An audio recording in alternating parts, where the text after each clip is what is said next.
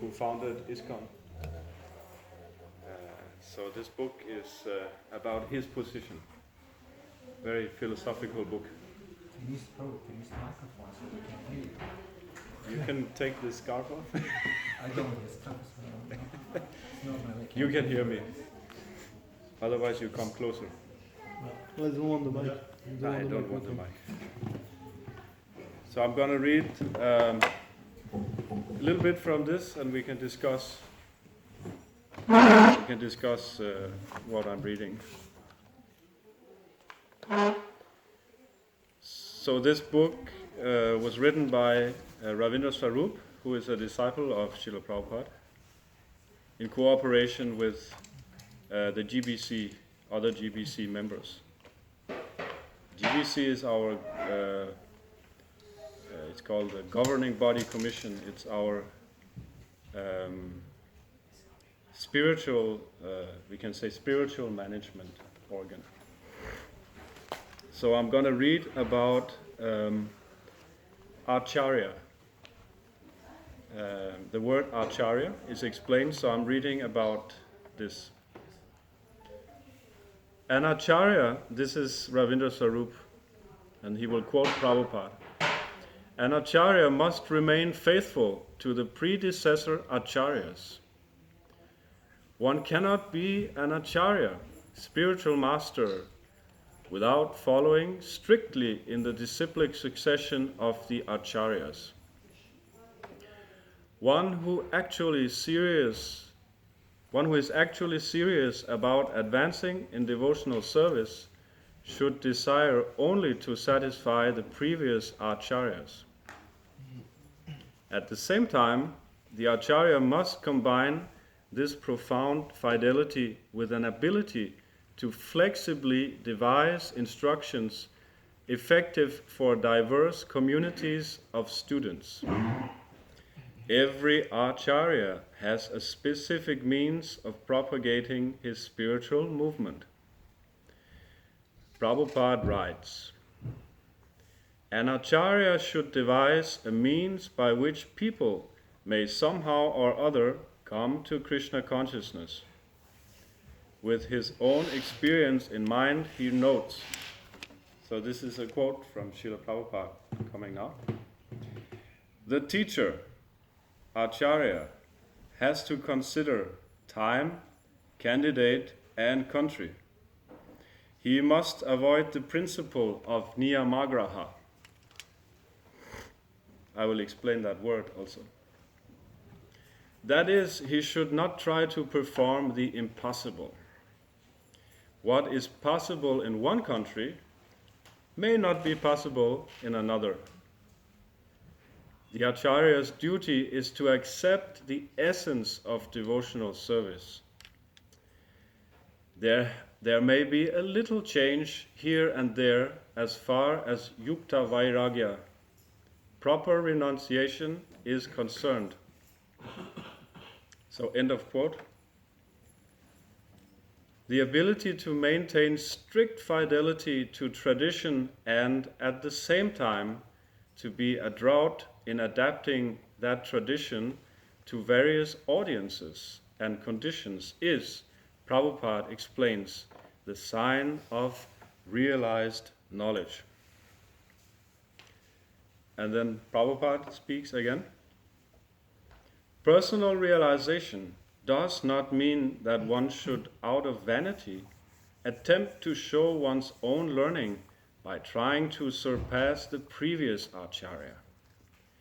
He must have full confidence in the previous Acharya, and at the same time, he must realize the subject matter so nicely that he can present the matter for the particular circumstances in a suitable manner. The original purpose of the text must be maintained. No obscure meaning should be screwed out of it. I like that. Yet it should be presented in an interesting manner for the understanding of the audience. This is called realization. very nice. So this is Prabhupada's own words. And I have noted one thing that he said, which I find very important. The first part, Prabhupada explains that we should not try to perform the impossible. I found that important because I think we do that sometimes. We should stick to the essential practice of devotional service, as he says. What is the essentials? What are the essentials of devotional service? It's Shravanam Kirtanam.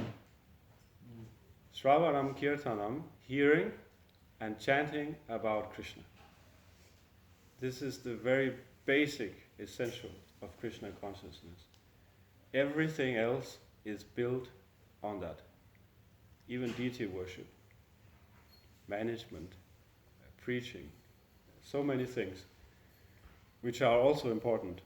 But the basic principle of Krishna consciousness is Shravanam Kirtanam. And we can explain that further by saying chanting the Maha Mantra, the Hare Krishna mantra. That is our main practice. Of course, God or Krishna has unlimited names. You all know the Vishnu Sahasranam, probably. And I know some Indians, they can quote it forwards and backwards by heart. I have met Indian people who can do that. I don't know if we have the brain, our Westerners have the brain to learn these things. I don't have the brain. So, but the point is, Krishna has unlimited names. So any name of God or Krishna can be chanted, and they all have the same potency. Still, we recommend to chant the Maha Mantra, which has been recommended in this age of Kali. In which scripture I cannot remember, one Upanishad. Kali Santara Upanishad. Okay, there's one Upanishad where it is specifically mentioned, the whole Maha Mantra. And it starts with Hare Krishna.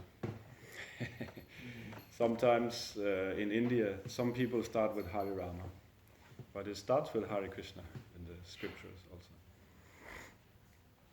So we should stick to the essential principle, because this world is so complicated.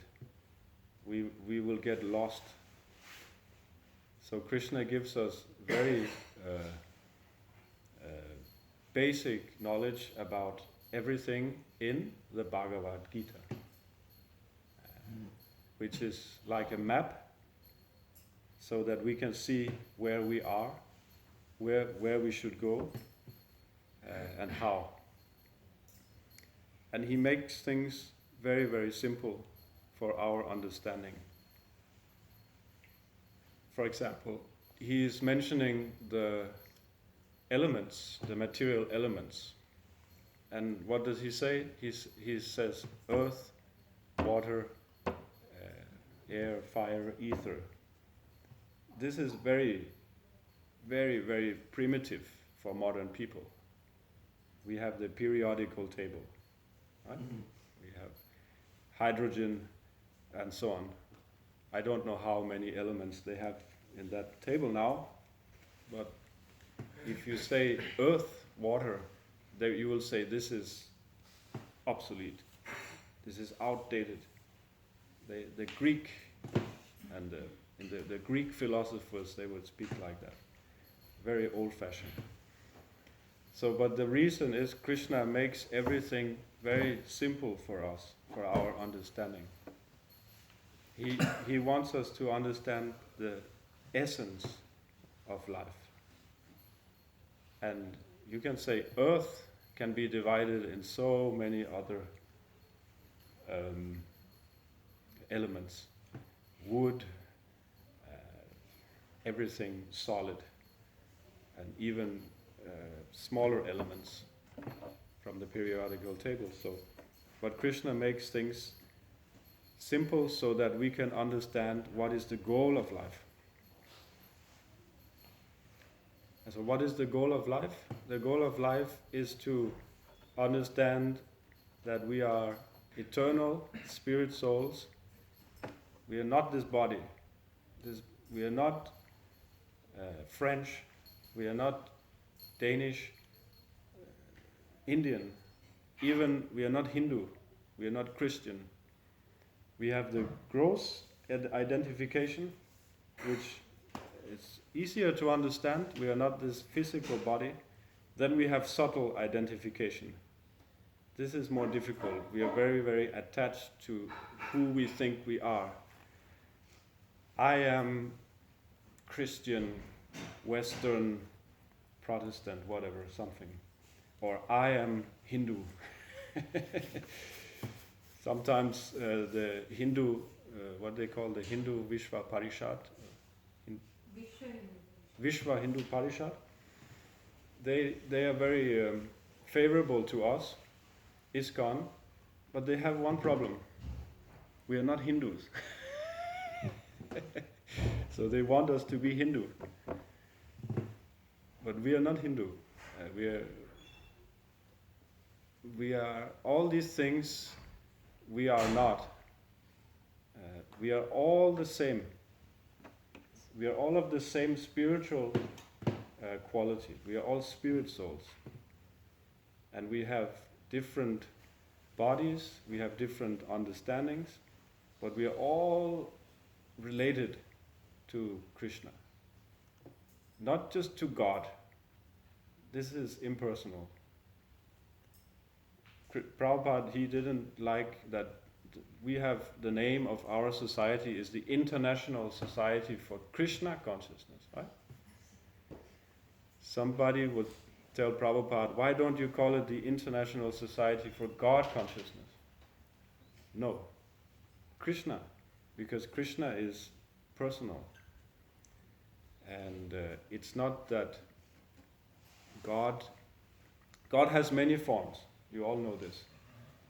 It's said that he has as many forms as there are waves in the ocean. Unlimited. But he has an original form, and that is Krishna. But you can worship Krishna in different forms, that is all right.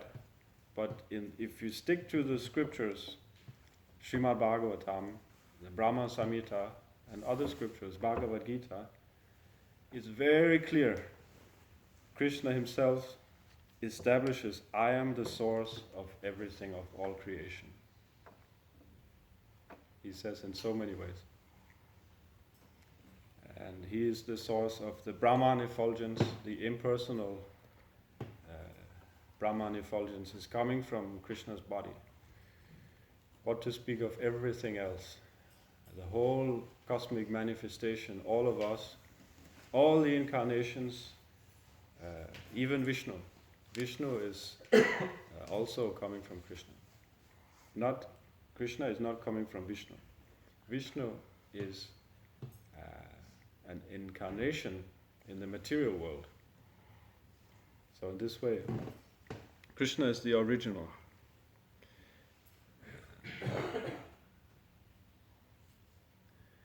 So this point of not to try to do the impossible is important. Prabhupada, our founder Acharya, has given us a very simple process that anyone can follow. This is the role of the Acharya, that he gives a process which normal people can follow. And what is that process? Chanting the Maha Mantra. Specifically, he says 16 rounds on our Japa Mala. First he would say higher number. We would protest, it's too much. We cannot follow. So he went down to 16. So 16 rounds, anyone can do. And the 4 regulative principles, no illicit sex, no gambling, no intoxication, and no meat eating. So some people will maybe say, okay, I'm following 3 principles: no meat, no fish, no eggs. You have to follow more than that. So everyone can follow this who are serious in spiritual life. This is for serious persons. Then everyone can chant in kirtan. This is for everyone. Then if you are very serious, you also follow principles. And chanting japa, this is for very serious persons. Krishna says in Bhagavad Gita, I am japa. Right? I am the chanting of the holy names. The chanting of the holy names is translated as japa. So we have japa, kirtan. Both are important. It's like a railroad track. You need 2 tracks for the train to roll. You need the japa, you need the kirtan. Both. Both are important. So the essentials of spiritual life is Shravanam Kirtanam. And we should not complicate life so that we will be distracted from that original practice. Sometimes we do that. We have so much service or work that we cannot get up in the morning. We're tired. We cannot chant our japa. We cannot listen to the class for a very long time without taking out our damn phone. That phone is maybe the biggest maya that we have, that phone. That's why I said I don't like technology so much. Sometimes it's a distraction. It can be a distraction if you use it in the wrong way. So we have to always go back to the basics, always remember, okay, we're bringing the mind back to the holy name. The mind goes away, we bring it back. Again, again, again, bring the mind back. This is yoga.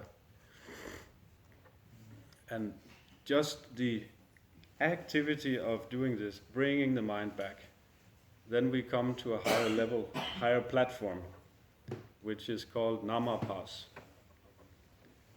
There are different stages of chanting also, it's a big science.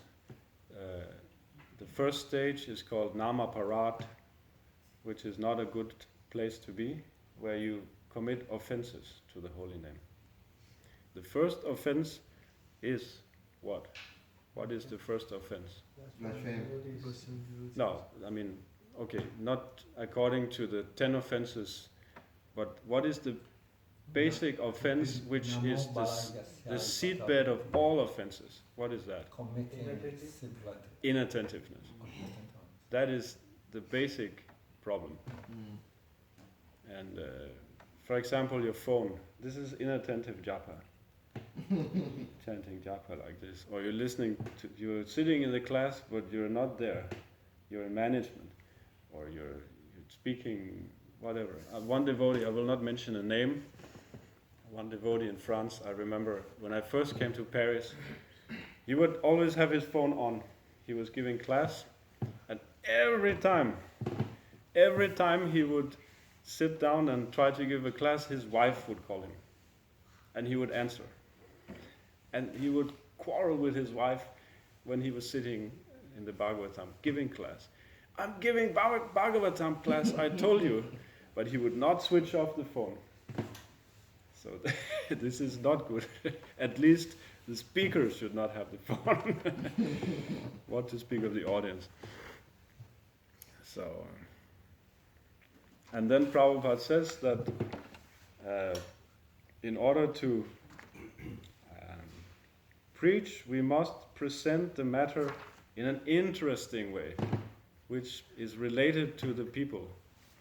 Sometimes we have monologue. We should have, even when you speak, you speak to people, they may not say anything, but there's dialogue.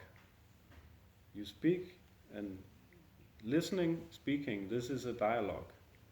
Then there's also questions. So we should speak in a way about Krishna consciousness so that people will be inspired it should be relevant in our lives, the way we present Krishna consciousness. We can speak very high philosophy. We have the highest philosophy in the world. But if it's not connected with our lives, it will not be relevant. So we are intimately connected with Krishna, and in our specific lives, we need to have a guru or a guide who can give us personal instructions, personal guidance. This is the active, we can say, the active principle of spiritual life, Krishna consciousness. Guru is not just, like Prabhupada said, he's not just a pet. I'm keeping my pet guru. Yes, I have a very popular guru. He's very nice, always smiling. But he never chastises me, so I like him very much. The guru can be, what is that? Gambhira. He can be two things. He can be as soft as a rose and as powerful as a thunderbolt. Ooh, I don't like that. So we need to have Bhakti Siddhanta, Srila Prabhupada's spiritual master, he said about someone, I think it may have been his brother even, he said, he's my only friend because he's criticizing me. You understand that? He is my only friend. So our well-wisher is not necessarily just gonna pat us on the head and said, yes, very nice. He may chastise. In India you have stick. Right? My wife, she told me. Her mother, she had a stick with thorns. So she would take that stick and hide it, so the mother could not find it. So sometimes there's stick. In the West, if we have stick, the police will come. Little stick, okay. So Mother Yashoda, she had stick, right? It's authorized. We should not have too big stick. So we need a spiritual master who will. Is it a real stick, Mother Yashoda? Yes. Real stick, yeah? Yes. Wow. Not rubber. But some boy said it's just a straw. I think it's not a stick, it's a straw. Yeah, I think this is just trying to intimidate you with a straw. Maybe interpretation. That's why I heard it's not a stick, it's just a straw. But she understands that when he's too afraid, she puts it down. The straw, not a stick. It's a stick. The translation we have is stick, right? That's what it is. Of course, this is controversial to get into the nowadays a very, very big subject matter about child abuse. I'm not going to get into all that in ISKCON. But I think the problem we have, modern people, is we are out of balance. We are in extremes. We are not in the mode of goodness, usually. So that, for example, with children, either you beat them up, or you beat them up almost to death, this is going on, or you let them do any damn thing. So none of them are good, right? You have to find a middle way.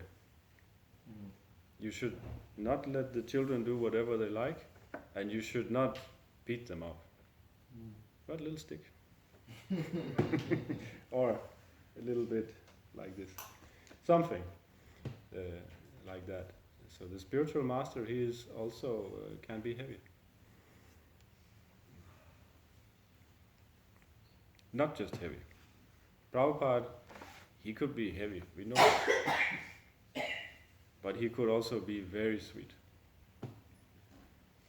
So we should find such a spiritual master. And Srila Prabhupada, he is our founder Acharya. And but he is not our only guru. We also have living gurus. you can say, well, Prabhupada is not dead. No, he's still alive in his teachings. But who are keeping his teachings alive? Who are they? They are persons. Who are distributing his books on the street? This is devotees. So they become spiritual masters. So there is no contradiction in following our founder Acharya and also accepting a spiritual master, living guru. Both principles have to be there. Otherwise you get into extremes. Ritvik, one extreme, another extreme, zonal Acharya. You worship the guru as God, you think he's God. Or you only want to go to Prabhupada, but there is a balance. We need to understand this very deeply, that we have a cooperation of many gurus in ISKCON, because Prabhupada created the GBC, he wanted all of us to be gurus, and he wanted to have a cooperation. He did not appoint any next Acharya. That's a long story about how Bhaktisiddhanta, his guru, also started to try to establish this system. Because the traditional system in India and in old-fashioned tradition is that you have one person who is either the king or the Acharya of an institution. This is the old way. So Prabhupada established a new system, and there is no contradiction in having Prabhupada as our Shiksha Guru, founder Acharya, and having many gurus together who are all obedient to Srila Prabhupada's teachings. So maybe there are some comments? I'll stop here. Any questions from our guests? You have understood? You look like you understand.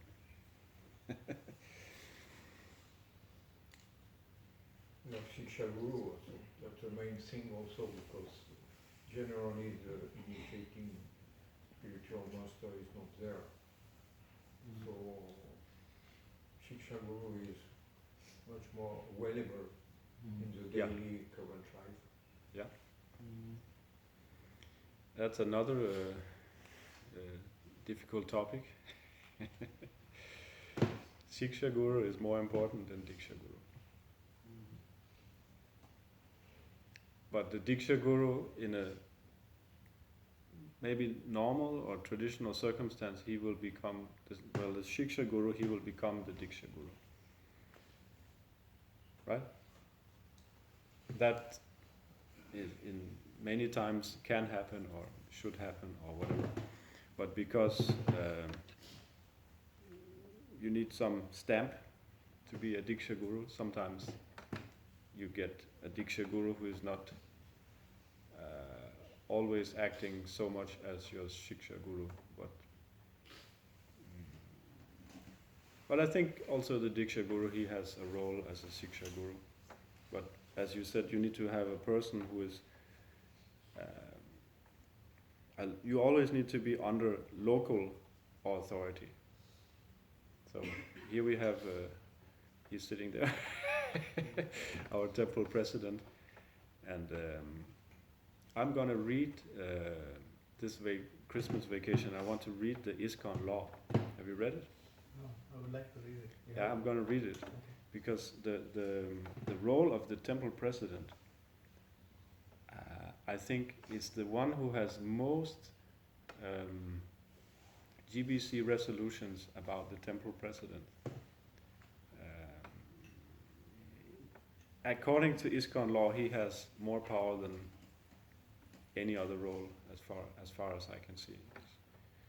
That may not be followed, but according to ISKCON law, the temple presidents are supposed to be quite independent. Sometimes they're not, or sometimes they are bathroom cleaner. Or I want to read it. So in what sense? Well, they're supposed to be locally independent. Sometimes the GBC members are taking some decisions that normally they shouldn't. They shouldn't. Yeah, they're not supposed to be managing the local temples, for example. We have seen that sometimes they interfere. They're not supposed to interfere in the local practical hands-on management. Why there is like GBC zone means like Rana Swami is GBC Yeah. for Italy. No Yeah. more. He resigned. No more. Oh, I resigned. Okay. He was. Madhusek, let's say, is GBC here. Yeah, So if he's GBC zone, he will come and tell you what to do. they Even if are. you're the current president. They are supposed to be upholding spiritual standard. That is their main role. Nothing to do about management. Their main, according to ISKCON law, they are supposed to uphold the spiritual standard. That is, they have a Brahminical role, not like Kshatriya or Vaishya or anything like that. It's a Brahminical institution. This is my understanding, and I think it's correct also. I remember when we had a temple in Norway, we were very independent. We had our GBC, Pragosh, he would come regularly, but he would never interfere in how to do things. That was up to us.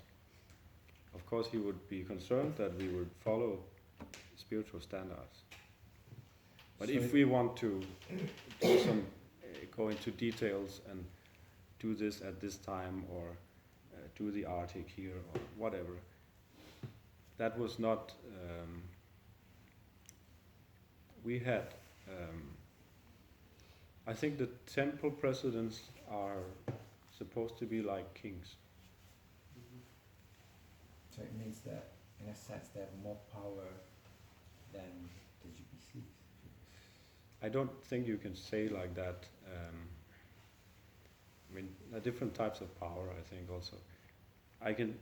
One thing that I can quote from Prabhupada is that he said we should be spiritually dependent and economically independent. Which means spiritually we depend on the Srila Prabhupada, on the Guru spiritual masters and the GBC. But So how we want to preach, or how we want to, it's complicated because some projects have a long history. But I think for me personally, when we had a temple in Norway, we started that temple. So you can say we owned that. But other projects, they have a long history, so I'm not gonna get into that, it's very complicated sometimes. But we felt that this is our project. We didn't feel that somebody else were controlling us. You have to do like this, you have to do like this. We felt we had spiritual support from our GBC and spiritual masters, and but in practical hands-on management, we were quite independent, economically totally independent. Sometimes it's not the case, or sometimes they go into very details about how you should do certain things. Do you understand what I mean? I do understand your point. Yes. Ah? I do understand Yeah, your yeah. point. Yeah, I do. I think it's a general principle that we should let people become more independent who have that capacity. Then we can expand. Otherwise, Ajit told me once about bottleneck management. You spoke to him about this? And all managers are kind of where bottleneck and the other end is empowerment. Yeah. Bottleneck is everything has to go through the manager. Yeah, everything has to go to that narrow bottleneck. It has to go through one person. No, Then it's limited. The whole point of ISKCON is empowering devotees as they are. If you look at classic example in ISKCON is Radhanath Swami Maharaj, you know. If you look at the way his disciples are empowered to do what they're doing is inconceivable. Like Jai Shetty, he's got like nothing to do, like devotional clothes have nothing. Now we're internal. It's like internal things. So yeah, it's about individual empowerment, not just like Ritviks kind of, you brought out the point of Ritviks, they kind of expect everyone to be speaking like Prabhupada, you know, you have to be a Simha Guru, you have to speak the truth publicly, you have to blast everyone, you know, it's like, yeah, it's relevant for time, place, circumstance, but you know, Prabhupada can blast anyone publicly, but we cannot do that, you know, we cannot put others down. And he said, I'm an old man. I can do this. You are not. But then I become old, I can do it. But rather to empower people is, especially like young generation, to take up the lead roles. Yeah. Let them be who they are. Of course, you know, the principles remain the same. We don't change the principles, but they can achieve. As I said, the classic example is Jai Shetty. You know, he's got nothing to do with, but he was in the ashram at the manor for 4 years as a brahmachari. Keshava Maharaj. No, Jai Shetty. Mm-hmm. He's like very famous in, you know, I think he's the first one to start the podcast. Him and his wife are like the celebrities in this kind of, you know, into meeting all this kind of like very special VIPs. Yeah, empowerment has to be there. If certain devotees good at certain things, we have to fan it. I mean, like that's how I see it. Like, rather than you have to do what the temple needs. Of course, sometimes we have to, but overall, it's good that devotees are happy in their service. They're happy when they do what is their nature. You know? If we just say that everybody has to follow this strict regimen, you know, you won't be satisfied. You know, at some stage, you will be like, I'm out of here. Yeah. Who is GBC in Italy now? If he's not Radhanath Swami anymore. Madhusevita Prabhu. Madhusevita Prabhu. Yeah, still. Not for Vilanandava and Prabhupada Desh. Okay. Maybe just for Rome and Medolaco, Milan, because anyway, I don't want to touch that button. We are on record.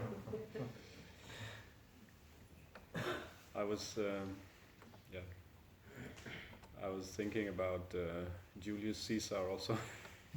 Speaking about Rome. Speaking about what? Speaking about Rome. Rome. Rome.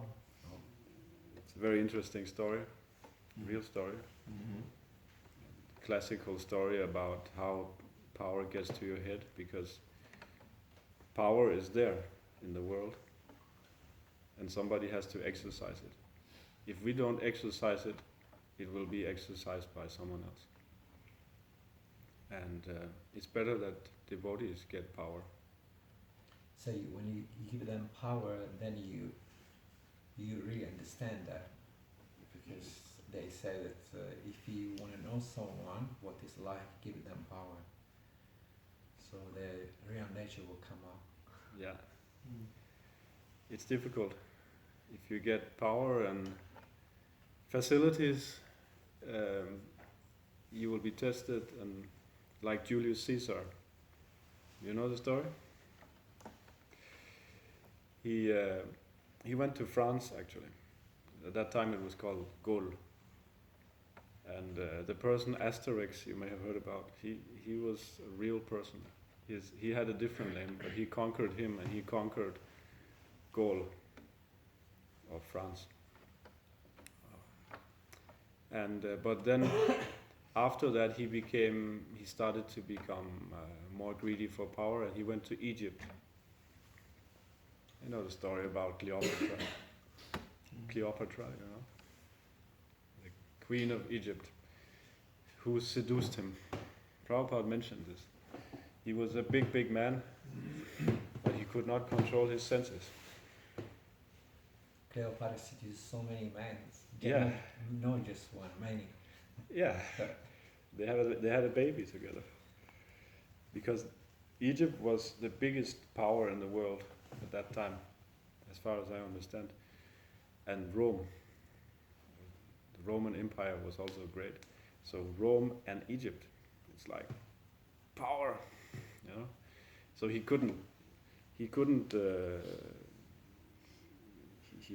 fell down.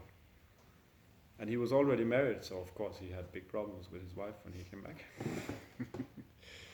So because of his greed for power, he fell down, and later he was killed by his own people. They stabbed him. So yes, we have to be careful. We get some power, then we also get some test. Cleopatra was a master manipulator. Yeah, yeah, for sure. I think she said something like, I'm not gonna seduce you with my body only. I'm gonna seduce you with my empire. So he could not say no. So Prabhupada, he mentioned that he was a big man. He had a lot of power and controlling many things, but he could not control his senses and mind. So many big men nowadays, big leaders who controlling so many things. There's one part of material nature they cannot control. It's their own mind. And if you cannot control that, you can never be peaceful, you can never be happy. That is the lesson. So, any other questions, or we end here? You can ask any question. Yes. It's a contradictory question. Yes? In India nowadays, they are talking more about Sanada. Okay. So because the impression what the politicians or the people around, as you said, wishing the Pasha, so they are giving that the people, they are classifying into 5 souls. Some of them born from the head, or some of them born from the hand, some of them born from the path of Vishnu.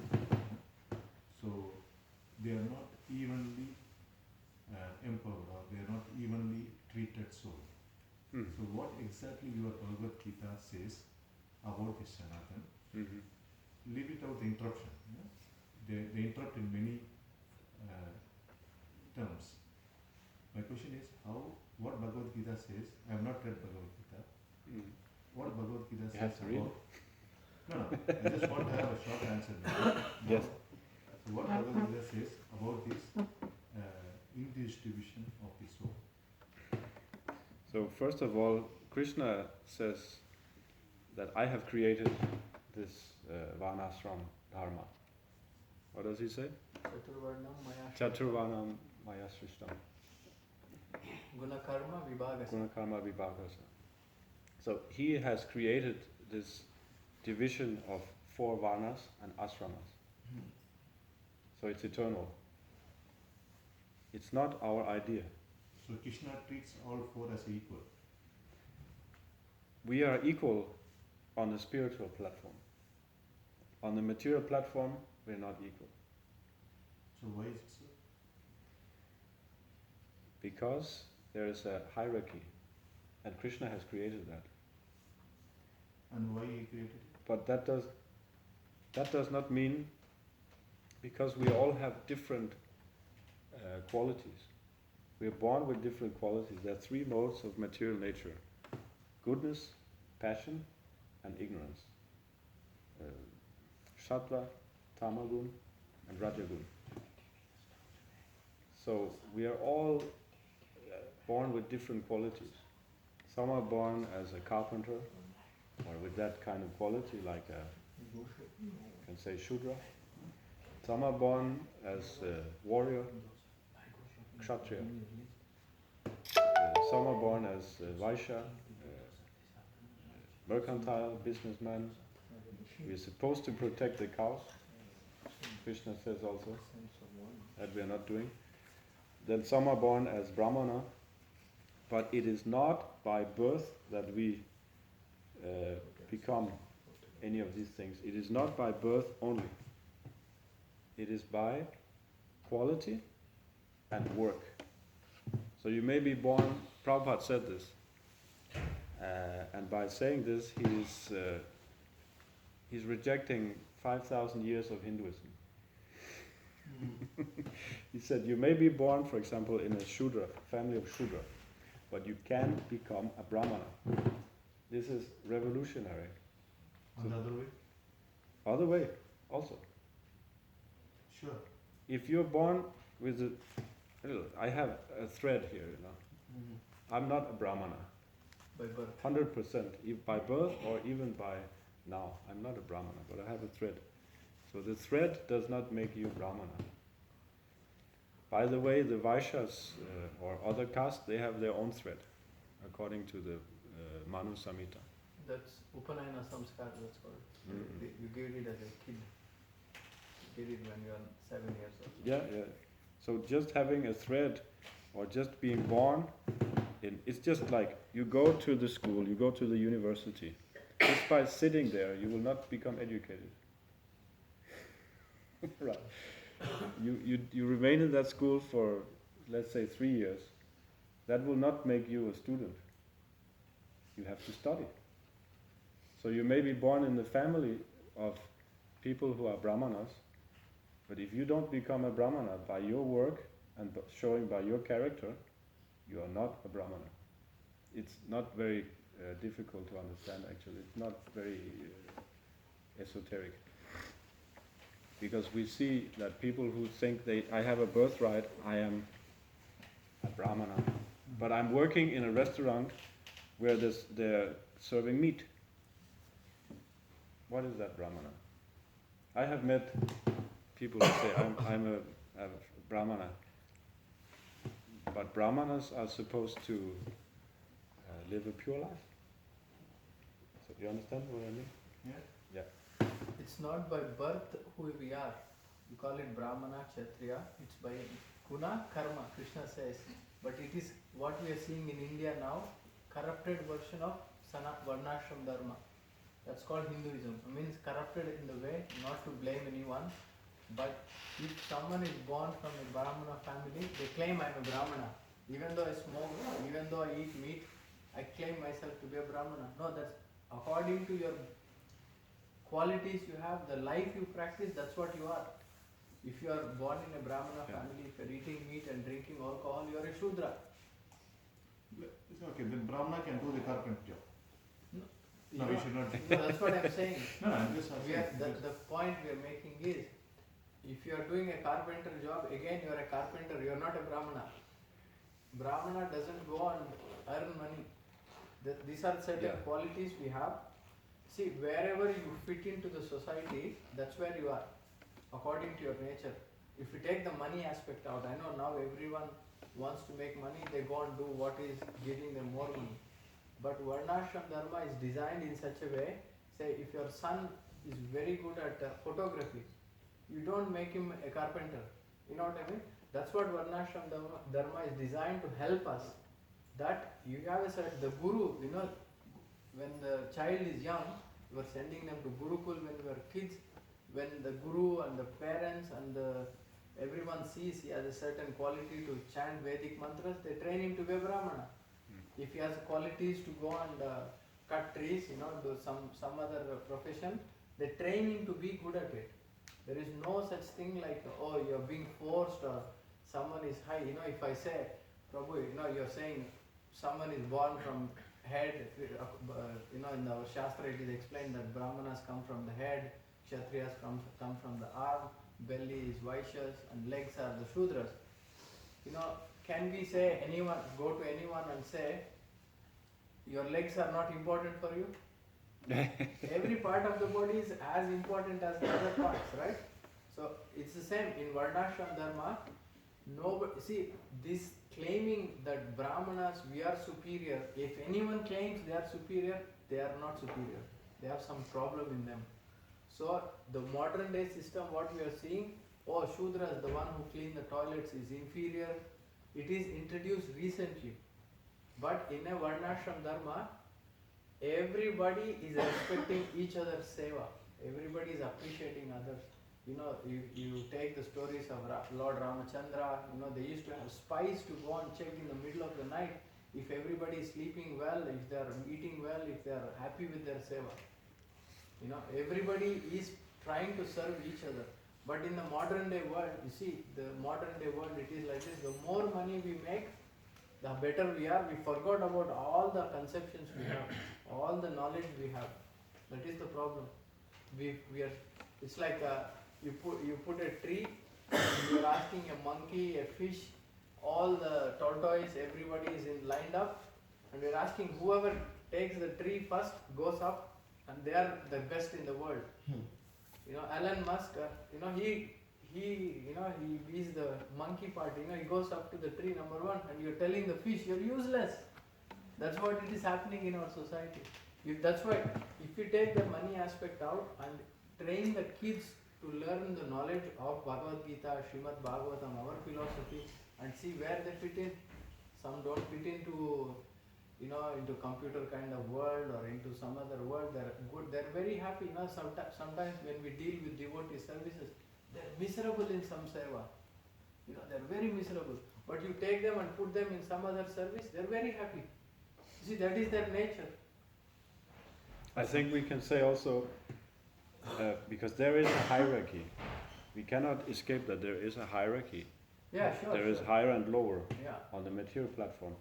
But there won't be a problem accepting that if you understand that your superior is also a servant of Krishna. And if he is serving Krishna, he will also serve you. Because the leaders are the biggest servants. The state leader, he's supposed to be a public servant. They call it public servant. Only in material terms, if you have an architect that can build an amazing bridge, you still need people to build the bridge, and you still need people to walk on the bridge. Yeah. But there won't be a problem with the hierarchy if you understand that Krishna is on the top. And so what Krishna says to treat about within these 4 categories, what Krishna said, how to treat each other? Equally? we treat each other with respect. Say, for example, you have employees. If you want them to stay, you have to pay them nicely, you have to give them good clothes, all of that. So we treat each other with respect. There used to be the word condescending. This word is negative now.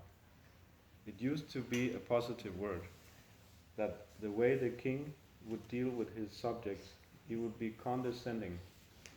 That means he would treat them with respect. So they're higher and lower, and we have to fit into that hierarchy. We have to accept there are some people, they have more capacity than me. Some people are better than me. Let me serve them. Right? That's what we do. You go, you want to get a job. You have to go to a job interview in front of the boss and prove that you can do your job. So you start serving that boss. You may not have a pure motive. Maybe you want to be the boss. But that's the problem. We should become the servant. We should become the servant of the servant of the servant of the servant of Krishna. This is our philosophy. We have to go as far down in the line as we can. Not directly the servant of Krishna. And you can ask Krishna, why did you create this system? He created it, and that's how it works. That there is a hierarchy, and you cannot meet the king, you know. You cannot meet him personally. You have to go. You have to be we have to become humble. That okay, I will just serve this person, and through him I will serve Krishna somehow or other, because he is connected to the disciplic succession. And we may never have personal audience of the king, but we just have to be happy about that. Anyway, we stop here. Hare Krishna.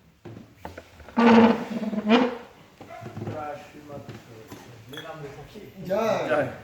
Srila Prabhupada ki jai. Madhan Prabhu ki jai.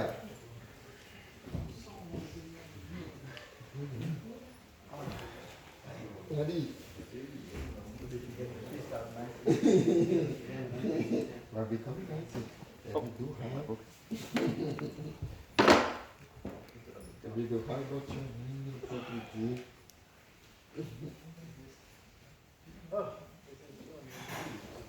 Which scarf is this one? Belongs to someone? I think it's the Prabhu has a name, remember? Yeah, Priya never said. Yes, very closer to Where is this book? Is it in Norway? To see Krishna.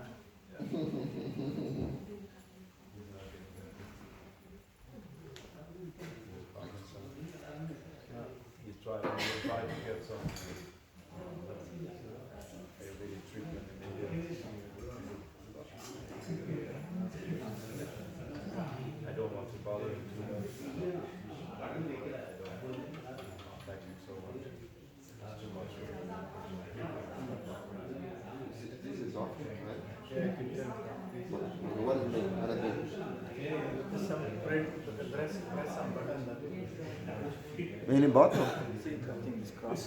The cross? Okay, okay, Yeah, okay. okay. I think this one, it's this one. This is stop? I don't know, which one. Okay. Okay. Another one. Acho que é diferente fone, né?